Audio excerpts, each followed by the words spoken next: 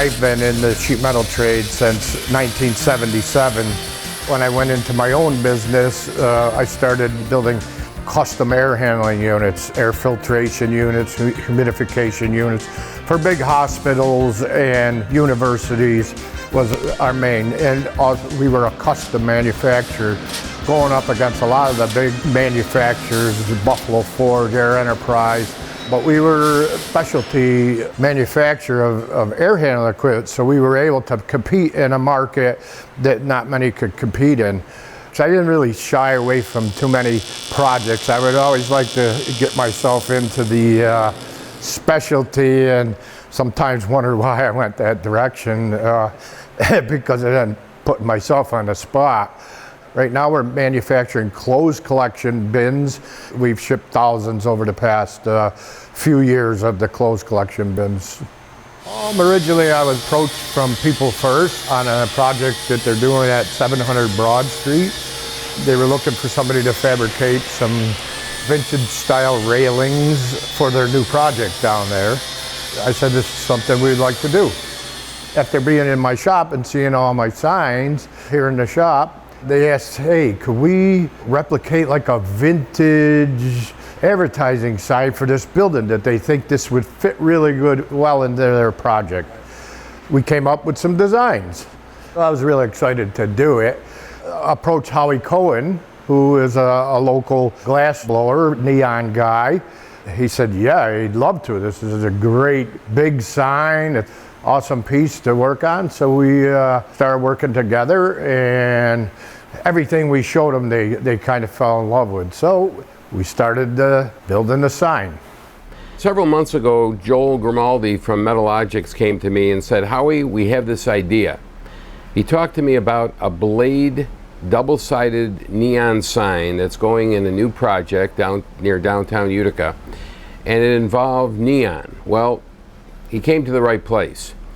So what we did, very carefully, designed the sign. He's got people there working on design, and my end of it would be the neon. And we had to work together to a point where the neon had to match the lettering perfectly. It had to be precise. With technology today in design, he could take sheet metal and cut it absolutely perfect. The neon is a little different. It's all hand-bent, hand-blown glass that had to meet and fit the pattern perfectly. We were able to take his patterns with my neon and actually blend the two together. These are the three colors that were used in the sign that you're going to see. We have this blue, which is called rich blue. This is clear neon red. And this is the yellow that's used in the sign. So all three colors are being used. Those colors together give it that authentic, that deco look, that deco feel that everybody is looking for today. Sort of a throwback into the 60s or even earlier. We worked together on the letters. We came up with the right font for the letters. Okay, and then each letter had to be laid out, and the glass actually had to be, we had to do a drawing of each letter, and we had to lay the glass tube, we had to draw the glass tube lines on each letter, full size, and then you actually have to reverse the letter, so you have to build the letter inside out.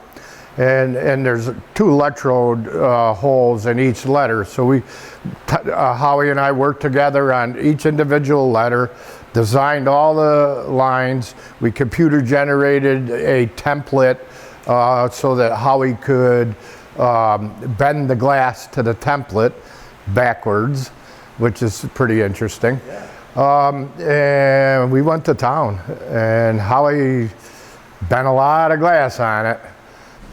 So every time one of my signs gets lit, it's really kind of an inner excitement that I have to be able to see what I've done in pieces put together in such a large format. This is one of the larger signs that I've made, but technically it's composed of a lot of smaller signs, but it's made to look like one large sign. This sign has approximately 11 transformers powering various sections of the sign. It's an amazing feat, but this is how signs were made years ago. You saw neon signs up and down the street. So this is a return to authentic neon. And real neon is made out of hand-blown glass. It's not LEDs. It is pure glass filled with gas, either reds or blues or just about any color of the rainbow. When you go look at it, it stands on its own.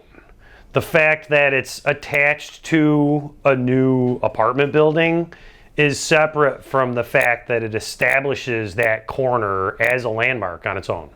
I went down to the council and all the deliberations, and one of the council members said, "Mayor, what do you think of this?" And I said, "I'm gonna be honest with you. I want the sign there because it's just cool. Like, why would you not want something like that? It looks like a throwback. It looks like the old CP drag races people talk about from the 50s. It looks like Utica. It looks like what I was told Utica was by my old aunts and uncles and grandparents, how they grew up. I feel like it's a piece of that. As far as me being mayor and the administration is concerned, it's just a cool piece of Americana, except it's brand new and created by 2 local artisans."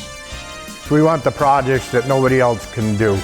We specialize in that. We pride ourselves on hard projects that take a lot of thinking and imagination, and we love it when somebody comes to us with an idea, okay, that wants to build something crazy.